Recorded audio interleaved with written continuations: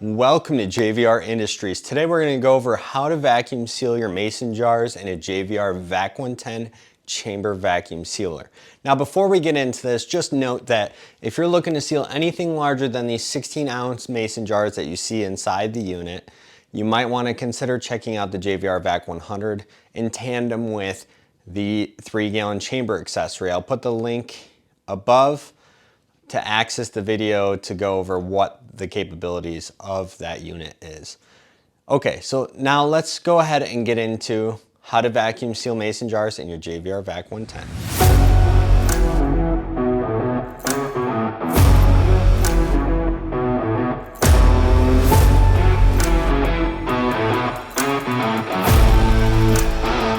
Okay, so a pretty typical question that we're asked is what size mason jar will fit in the JVR Vac110? The largest that you can fit in this unit is the 16 ounce, which is right here, and down to a 4 ounce if you want to. I know you can fit 4 16 ounces in this unit. You can fit up to 9 8 ounce and 9 4 ounce if you want to seal those as well. So definitely check out this unit if that fits your needs. These two sizes you see here, the 32 and 64 ounce, you cannot fit in here. We strongly suggest not laying down your mason jars in the chamber. We strongly advise upright standing mason jars while vacuum sealing. So these will not fit.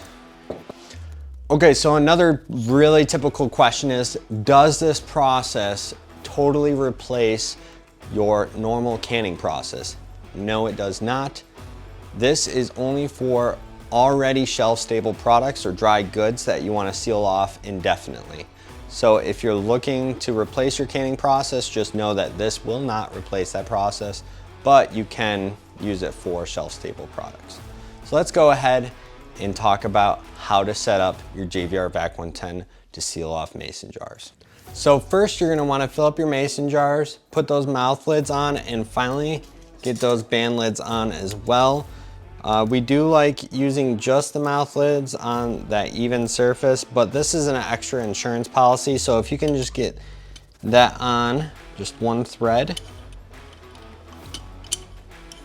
So I'm just gonna screw it on just so it's enough to grab it, and it helps keep that mouth lid on center so that if it starts levitating at all, it's not going to miss a line and cause a seal failure.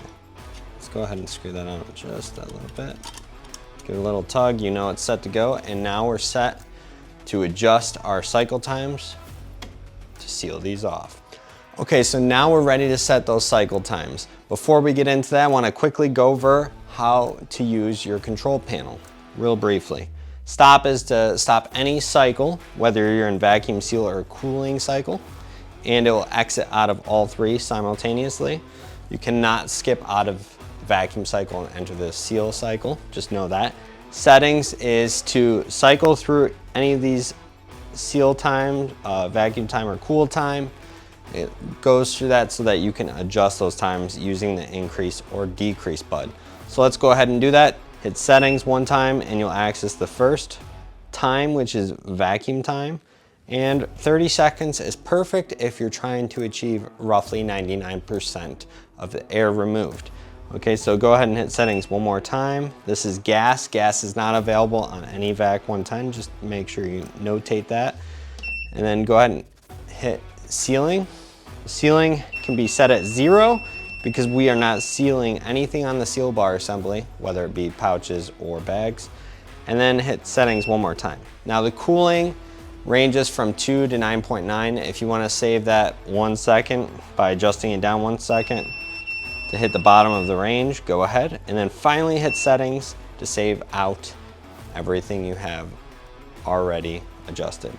Okay, now we're ready to run a cycle.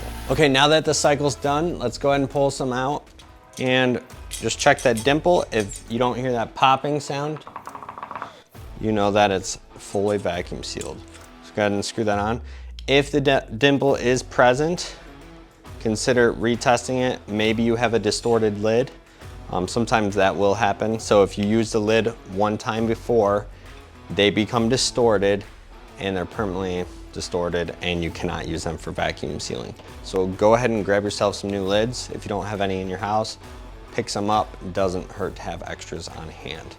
So we are all set. Let's go ahead and tighten these guys up.